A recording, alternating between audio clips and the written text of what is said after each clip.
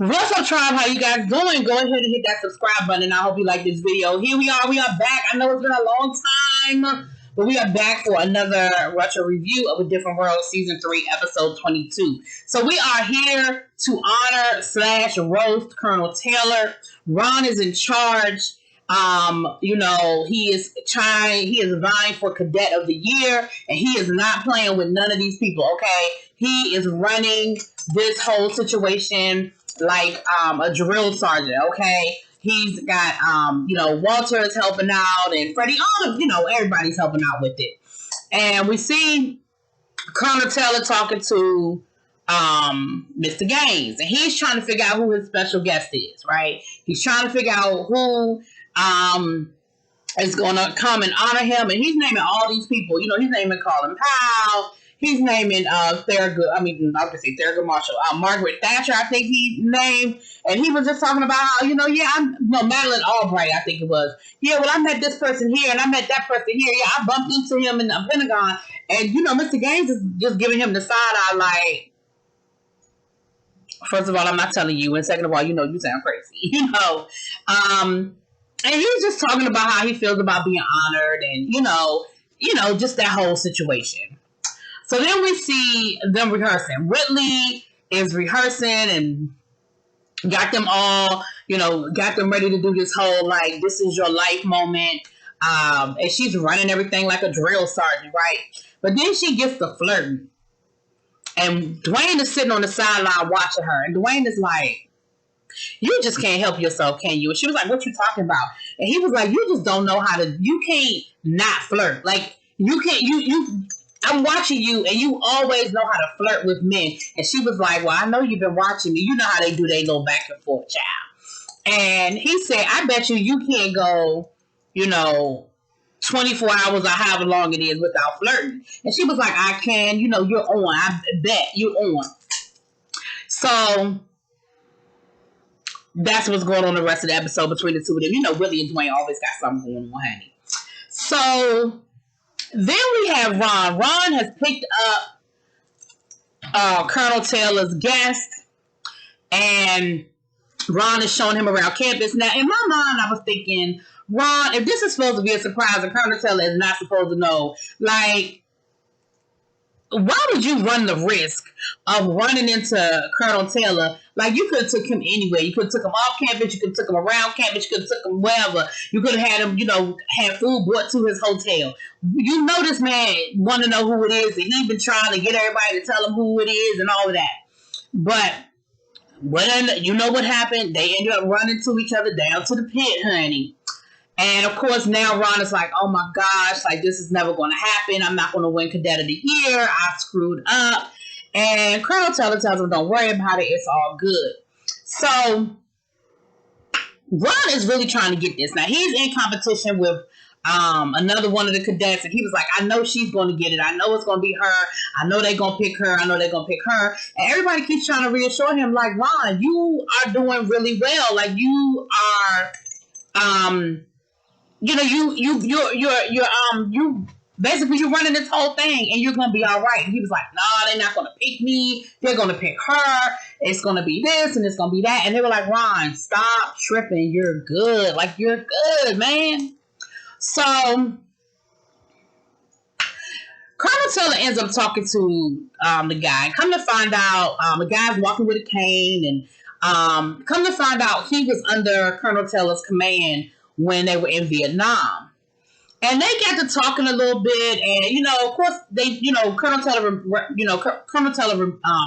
remembered him, but you sort of got the feeling that Colonel Taylor wasn't happy to see him. Like, you kind of, you picked up on the fact that you're like, okay, I don't know about this situation. So Colonel Taylor, they talk, and it's a very surface, hey, how you doing, what you been doing, what you been up to conversation. And then the guy says, well, why don't we go grab dinner or something later on? And Colonel Taylor was like, no, I don't really have time, And the guy was like, okay, cool. You could tell that he was feeling some kind of way. Colonel Taylor was feeling some kind of way, but he let it ride, So he leaves, and Colonel Taylor starts talking to Mr. Gaines a little bit. They were at the pit. And he tells Mr. Gaines the story. He says, listen, I was young when I had command of my first platoon. We were in Vietnam. He said, the Viet Cong would come in. He tells the story about basically they got ambushed. And he did what he was trained to do.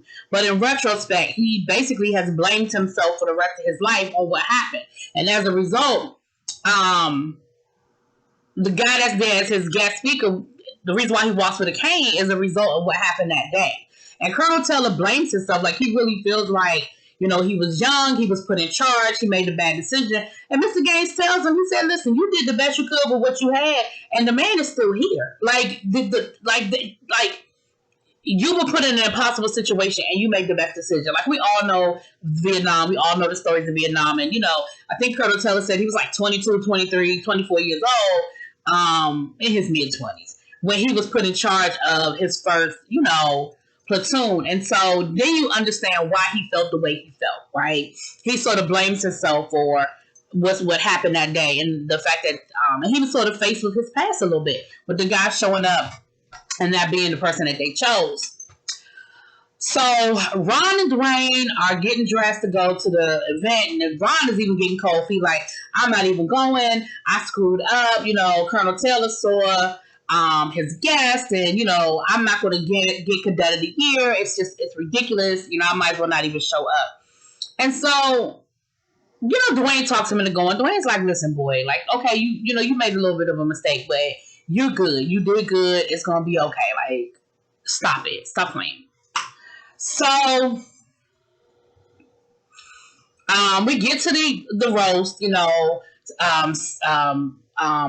I was going to say Sinbad, but anyway, Sinbad is up there. He roasted him, some of the jokes are hitting, some of the jokes, not so much, Then we have the tribute by Whitley and, what she put together, and it was like, this is your life, And Colonel Taylor was like, how you find out so much about my business? Like, this is before the days of, Google and all that stuff, where you could just go on the internet and Google people, I mean, Google existed, but not like it does today, okay? But did Google exist?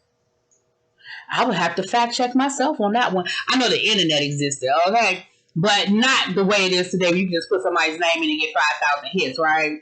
So he was like, where'd she get all this information? Because she did like a whole This Is Your Life. And she started with where he was born and all that good stuff. So it was cute, it was cute. So then the guest speaker got up to speak. And it's funny how perspective changes things. Because this man got up to speak, and of course, we heard Colonel Taylor's version of the story. He screwed up. He was young, he was inexperienced, and it cost people their lives. It cost people, their limbs maybe, and things like that. But when he got up to speak, he had a totally different story. And from his perspective, Colonel Taylor saved his life. He said, had it not been for him and been for his leadership, I probably wouldn't have made it out of Vietnam.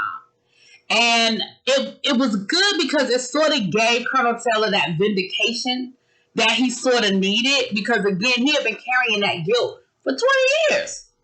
And, again, I'm reminded that, like I said, perception is just reality. And, he never blamed Colonel Taylor. He never felt like Colonel Taylor was the cause of where he was. He always felt like the total opposite.